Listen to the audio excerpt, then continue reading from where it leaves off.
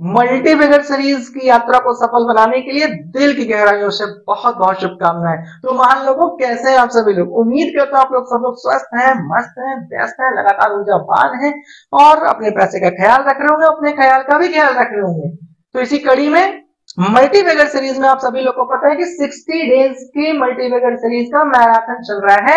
आज उसमें नई वीडियो में आप लोगों को मैंने इंट्रोड्यूस किया, आप लोग को स्वागत किया। साथ ही साथ मैंने आप लोग को बताया, जो लोग नए व्यूअर्स हैं वो लोग समझ लें कि पीछे के जाकर के मल्टी फिगर सीरीज को पूरा देख लें, जरूर देख लें। साथ ही साथ ये वीडियो पूरी कंप्लीट कर लें और पीछे जाकर के जरूर देख लें। क्यों? क्योंकि हमने यहाँ जो कवर करने के लिए आपको कहा है वो 1 रुपए से 1 रुपीज टू 5 रुपीज, 5 रुपीज से 20 रुपीज, 20 रुपीज से 50, 50 रुपीज से 100, 100 से 200 और प्लस कुछ ऐसी कंपनियां जो मिड कैप है या लार्ज कैप है लेकिन नेक्स्ट मल्टी फिगर कंपनी बनने के लिए तैयार है। ठीक है, जैसे जियो फाइनेंस सर्विसेज बड़ा चर्चा का विषय, इसके लिए हमने वीडियो बनाया है, जाकर के उसको पूरी केस स्टडी जरूर देखिए, आपको बहुत मजा आ जाएगा। क्योंकि जियो फाइनेंशियल सर्विसेज पर भी इस वक्त मार्केट में एक अलग न्यूज है कि क्या वो एक नेक्स्ट मल्टी फिगर है या फिर मार्केट में उसके लिए एक हाइप क्रिएट है। तो अस्थाना ट्रेडिंग स्कूल मेरी नैतिक जिम्मेदारी बनती है एक टीचर होने के नाते कि मैं आप लोगों को एकदम क्रिस्टल क्लियर फंडामेंटली उन सारी चीजों को समझा दूं। तो आप लोग जाकर के उस सीरीज को देख लीजिएगा। आज के जो मल्टी फिगर सीरीज है इसमें हम लोगों ने जिस पेनी स्टॉक्स को बाहर निकाला है, जिसके जन्म कुंडली को आज हम लोग को खंगालना है, उसका जो हम लोगों ने फॉर्मूला रखा है वो ये लिखा है कि भाई कंपनी की जो रेट होना चाहिए, जो कंपनी का प्राइस होना चाहिए वो 40 रुपीज से कम में होना चाहिए। ठीक है।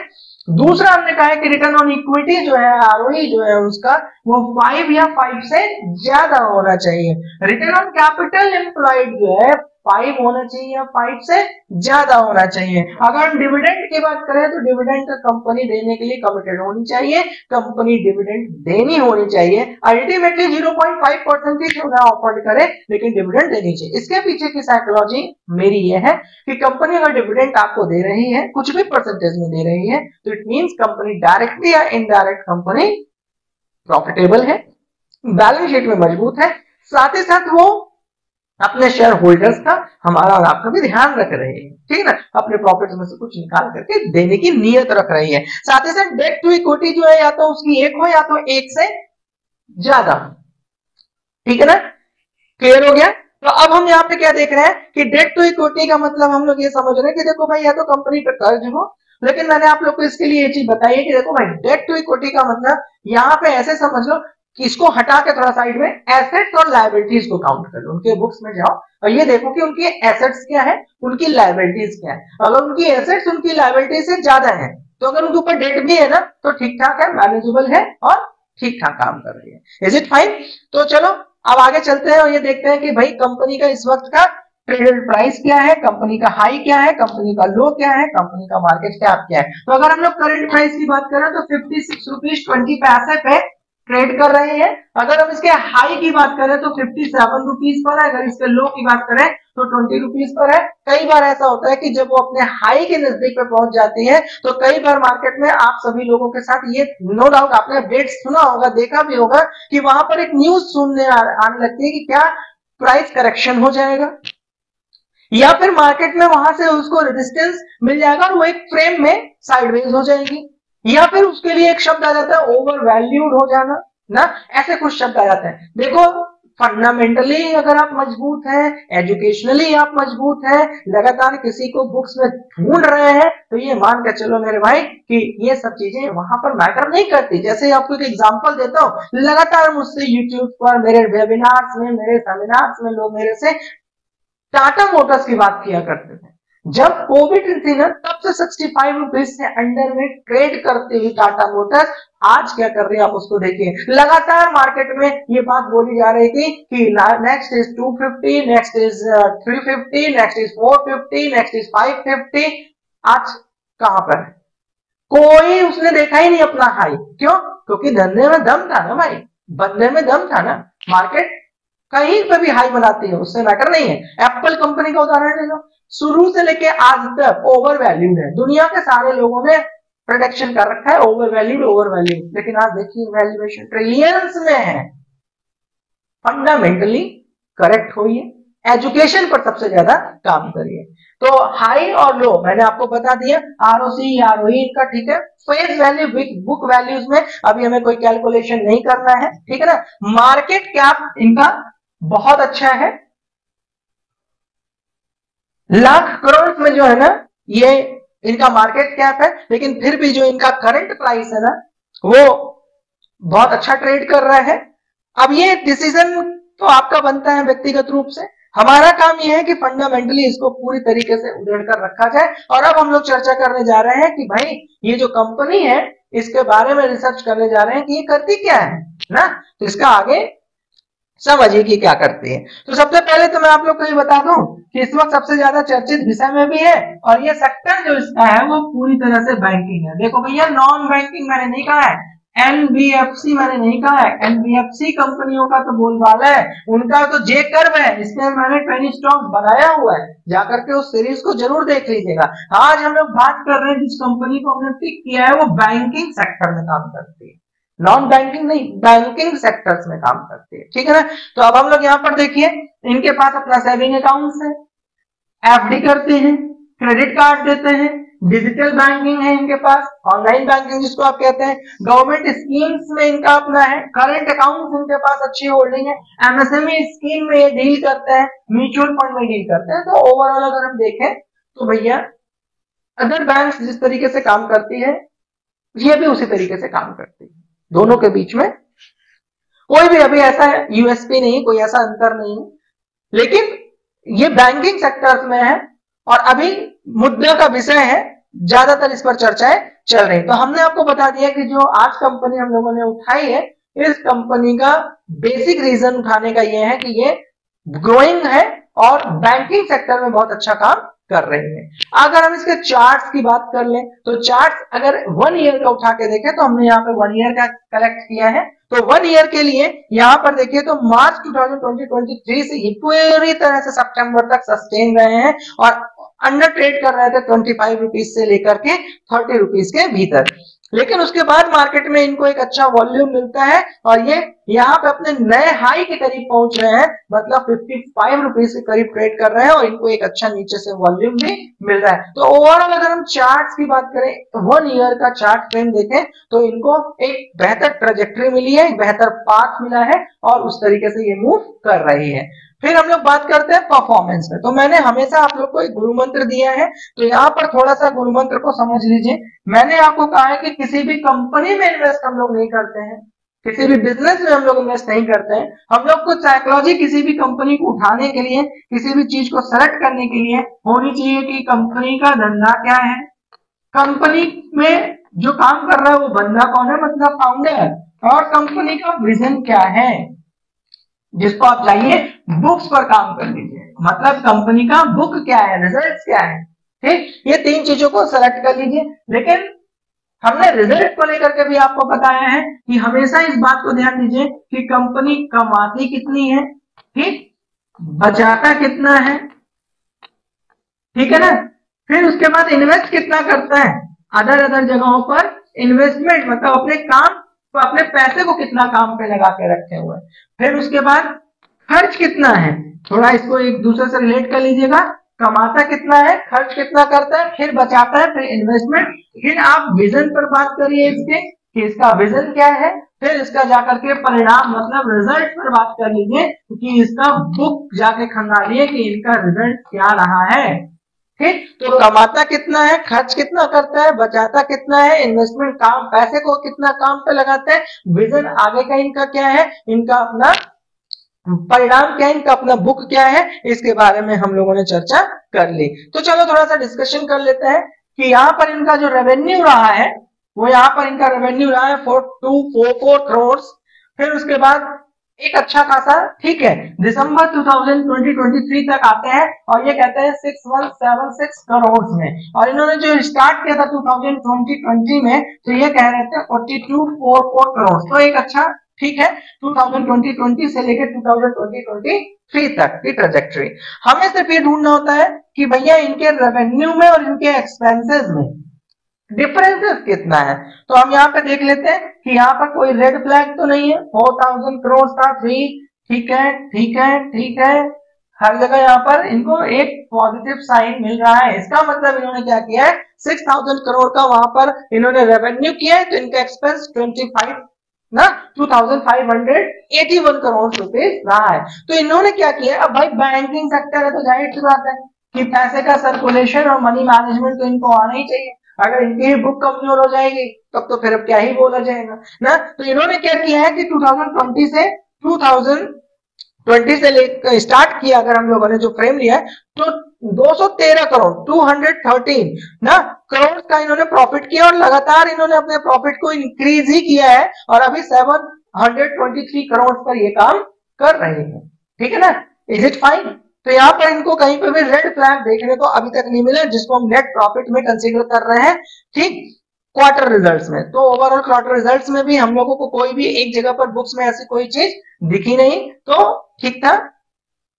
अगर हम लोग बात कर रहे हैं कि इनके रिजल्ट्स की, कि हम लोगों ने इसको चूज क्यों किया है, तो इसके रिजल्ट्स की अगर हम लोग बात करें तो रिजल्ट्स में अगर हम लोगों ने ईयर ऑन ईयर देखा ना 2000,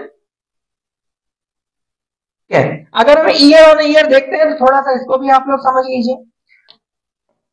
ईयर ऑन ईयर में अगर हम लोग 2012 से देखते हैं तो इनका जो रेवेन्यू रहा है वो 17,000 करोड़ प्लस रहा है। हम लोग इसको राउंड फिगर नंबर से पकड़ लेते हैं। फिर उसके बाद मार्च 2014 में 22,000 प्लस करोड़, और करते करते करते फिर इनका जो इस बार का टीटीएम रहा है वो इस बार भी इनका 22,613 करोड़ में इन्होंने आपको रेवेन्यू करके दिया है। चलो भाई, अब थोड़ा सा हम लोग एक्सपेंस देख लेते हैं कि इनके एक्सपेंस क्या रहे हैं। तो इनके एक्सपेंस अगर हम लोग देखें तो कहीं पर भी इन्होंने अपने एक्सपेंसेस को अपने रेवेन्यू से बढ़ करके काम नहीं किया। इसका मतलब यहां पर भी इनको कोई भी रेड फ्लैग नहीं है।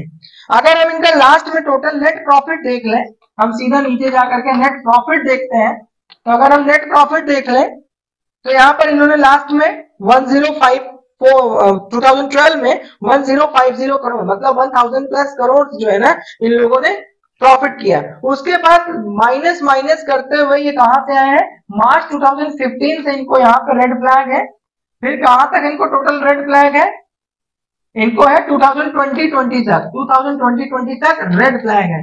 क्यों? क्योंकि इन्होंने एक बड़ा लॉस बुक किया है, एक बड़ा माइनस बुक किया है। ठीक है ना, नेट प्रॉफिट में आप देखिए कि एक बड़ा माइनस आपको मिला है। लेकिन उसके बाद 2020-21 की अगर हम बात करें, 2020-21 की बात करें तो एक मैसिव ग्रोथ, मैसिव ट्रांसफॉर्मेशन लेकर ये लोग आए हैं। क्यों? क्योंकि 8,500 प्लस करोड़ का अगर किसी के बुक्स में लॉसेस हो और उसके नेक्स्ट ईयर कंपनी इसको ओवरकम करते हुए कंपनी इसको कंप्लीटली ट्रांसफॉर्म कर देती हो 831 करोड़ के प्रॉफिट में, तो ये मैसिव ट्रांसफॉर्मेशन है। यहाँ पे फाउंडर्स, इनकी टीम, इनके मेंबर्स का एक बेहतर एप्रिशिएशन होना चाहिए। फिर 2020-22 की बात करें तो 1700 प्लस करोड़ में प्रॉफिट है, फिर 2000 करोड़ में प्रॉफिट है। और अगर अभी टीटीएम की बात करें तो इस सत्र में अगर हम लोग बात करें, टीटीएम का मतलब होता है टोटल 12 मंथ्स या ट्रेलिंग 12 मंथ्स, तो यहाँ पर 24,000 प्लस करोड़ रफली अगर हम बात करें ना, तो that is very near to the 25 crore ना, 2500 करोड़ रुपीस का इन्होंने टीटीएम में प्रॉफिट अपनी बुक्स में दिखाया है। तो यहां से मेरे को ये चीज बहुत पसंद आई, और यहां से इन्होंने एक अच्छा हाइप देखा, और यही आप इनके शेयर ट्रेजेक्टरी में भी देख सकते हैं, 1 ईयर के ग्राफ में भी देख सकते हैं कि जहां पर इनका शेयर प्राइस 15 to 20 रुपीज में ट्रेड कर रहा था, आज वो अलग फ्रेम पर चला गया है। तो यहाँ पर आपको ये चीज देखने और सीखने को मिली। नीचे कमेंट बॉक्स में आप मुझे जरूर बताइएगा कि यहाँ पर आपको सीखने को लिए क्या मिला। अब बात करते हैं ना ग्रोथ पर। ग्रोथ पर जाने से पहले मैं बात फिर से आपको याद दिला देता हूं कि मल्टी बिगर सीरीज का 60 डेज का मैराथन है, तो नीचे सब्सक्राइब तो करना ही करना है आपको, तो आपकी व्यक्तिगत जिम्मेदारी बनती है। साथ ही साथ टेलीग्राम चैनल पर जुड़ जाइए, क्योंकि वहां सारथी बैच हम लोग इंट्रोड्यूस किए हुए हैं, जहां पर हम लोग बैंक निफ्टी के एजुकेशन के पर्पज से लेवल ट्रेड्स करते हैं, पेपर ट्रेड करते हैं, तो आपको हेल्प करती है। जिसको अपना करियर इसमें बनाना है, स्टॉक मार्केट की ए से लेकर जेड तक क्लासेस सीखनी है, ट्रेडिंग सीखना है, फंड सीखना है, म्यूचुअल फंड, एसआईपी सीखना है, बैंकिंग सेक्टर सीखना है, एलआईसी सेक्टर सीखना है, ओवरऑल फाइनेंशियल लिटरेसी के प्रोग्राम का हिस्सा बनना है, तो नीचे बोलाइन नंबर पे भी कॉल करके संस्था से बातचीत कर सकते हैं और अपनी नीड के अनुसार जुड़ सकते हैं। चलिए ग्रोथ के बारे में बात कर लेते हैं। तो अगर हम ग्रोथ देखें तो ईयर ऑन ईयर आपने 3 इयर्स में देख लिया, 5 इयर्स में देख लिया, टीटीएम में देख लिया, तो पॉजिटिव साइन के साथ है। टीटीएम में 23% का इन्होंने सेल्स ग्रोथ बोला है, दिखाया है। कंपाउंड प्रॉफिट ग्रोथ अगर हम लोग बात करें तो 10 इयर्स में 14% है, 5 इयर्स में 18% है, 3 इयर्स में इन्होंने 31%, इस साल के टीटीएम में 25% का। अगर हम स्टॉक प्राइस की बात करें तो पहले 10 इयर्स में 2% का था, 5 इयर्स में 14%, 34% का है, 3 इयर्स में 72% का है, और 1 ईयर में अगर देखें तो 110% का है। रिटर्न ऑन इक्विटी देखें, आरओई देखें तो बहुत अच्छा रजिस्टर्ड है। पहले रेड फ्लैग के साथ था माइनस, और फिर उसके बाद 3 इयर्स में इन्होंने 8% का दिया है, लास्ट ईयर इन्होंने 9% का दिया है। अब हम लोग बात कर लेते हैं शेयर होल्डर पैटर्न की। उससे पहले मैं आप लोग को ये बता देता हूं कि हम लोग बात कर रहे हैं इंडियन ओवरसीज बैंक के बारे में। आज हम लोग जितना भी फंडामेंटली इस स्टॉक्स के बारे में बात कर रहे हैं ना, जो कि अभी 40 रुपीज से अंडर ट्रेड कर रहे हैं ना, तो वो है आप लोग का इंडियन ओवरसीज बैंक। पॉपुलर है, IOB के नाम से शॉर्ट फॉर्म में जाना जाता है ना। अब हम लोग इसके शॉर्ट शेयर होल्डर पैटर्न्स की बात कर लेते हैं इंडियन ओवरसीज बैंक के बारे में। तो शेयर होल्डर पैटर्न्स में हम लोग थोड़ा सा इसको बड़ी बारीकी से समझते हैं कि कंपनी क्या कर रही है। तो प्रमोटर्स में सबसे पहले आते हैं, मतलब फाउंडर्स में आते हैं। तो देखो भाई साहब, फाउंडर्स ने 95 पॉइंट कुछ परसेंट 2020-21 में अपने पास रखा है। कैन यू इमेजिन, क्या बेहतर चीज है ना। और लगातार इन्होंने अपने आप को सस्टेन रखा है 96, 96, 96, 96, और आप दिसंबर 2023 में देखिए कि इनके पास 96+ में इनके पास अपनी इक्विटी फाउंडर्स के पास है। तो ये दम दिखाता है फाउंडर्स का, ये आपको हमको सॉलिड रीजन देता है, सॉलिड रीजन क्लियर करता है कि कंपनी क्या कर रही है बैंकिंग सेक्टर्स में। ये जो इंडियन ओवरसीज बैंक है वो किस तरीके से परफॉर्म कर रही है। अगर हम FIIs की बात करें तो 2020-21 में 0.07%, क्योंकि भाई साहब फाउंडर के पास ही है ना। तो यहां पर हमने देखा कि ये लगातार सस्टेन करते हुए रहे हैं, कभी 0.9% पे भी आए 2023 में, लेकिन अभी अगर दिसंबर 2023 की बात करें तो 0.03% पे। तो ओवरऑल इनका कंट्रीब्यूशन बना रहा है 2023 में। जून के अगर सेशन में देखें तो जून में अगर हम देखें तो 0.09 के साथ ही बने हुए थे, लेकिन सितंबर 2023 की अगर हम बात करें तो यहाँ पर इन्होंने इसको और बढ़ा दिया, 0.15% के साथ किया। लेकिन अगर हम दिसंबर 2023 की बात करें तो अपने लास्ट क्वार्टर रिजल्ट से पहले फाइनेंशियल रिजल्ट से पहले वाले में ना इन लोगों ने उसको थोड़ा सा घटा दिया है। अगर हम वहीं पे DIIs की बात करें, DIIs का मतलब आइडिया होता है डोमेस्टिक इन्वेस्टर्स इंस्टीट्यूशन। यहाँ पे हमारे भारत के जितने कैपिटलिस्ट हैं, म्यूचुअल फंड हाउसेज हैं, कैपिटल हाउसेज हैं, वो इन्वेस्ट करते हैं। तो यहाँ पे 1.59% का DIIs का था, और लगातार 1% से ज्यादा का इन्होंने भी अपने स्टॉक बना के होल्डिंग बना के रखी है। पॉइंट में कुछ करेक्शंस है, जैसे यहाँ पर 1.59 था तो लास्ट में 1.29% के साथ इनका पॉइंट 10-20% जो है माइनस है।